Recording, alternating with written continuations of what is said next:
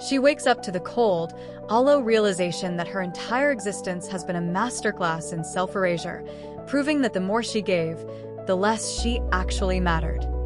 Today isn't just a bad day, it is the final, quiet funeral for the woman who realized her strength was never a virtue, but a cage designed by people who only loved her for how much weight she could carry without complaining. She stares into the mirror at a stranger with eyes like glass, shattered by a decade of swallowing screams, knowing with terrifying certainty that if she vanished this very second, the people she lived for wouldn't weep for her soul. They would simply curse the inconvenience of having to find someone else to use. She moves through the world like a ghost haunting her own life, watching those she would have died for treat her with the same casual indifference as a piece of furniture, realizing that her only value was the utility she provided until she was bled dry.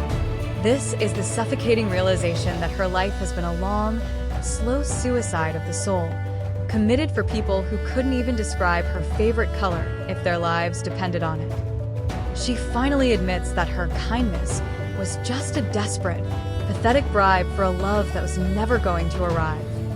Her tears are to cry for help to them. They are just a mechanical failure in a machine they expect to keep running.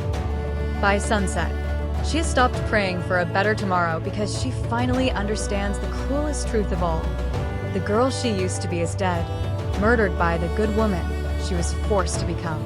Her only reward for a lifetime of sacrifice is a heavier burden, a deeper loneliness, and a silence that no one will ever care enough to break. So, stop waiting for a version of yourself that doesn't exist to start a life that is already passing you by. Accept that you are a temporary flicker in an indifferent void. And finally, let go of the crushing weight of trying to be indispensable. She finally sees that her life was never her own. It was just a resource for others to mine until the veins ran dry. She is left standing in the wreckage of a life she gave away, realizing that in the end, she isn't even a memory. She's just a vacancy. She's finally realized the truth. Her life wasn't a journey, it was a liquidation sale, and she's officially out of stock. The silence is finally louder than her effort.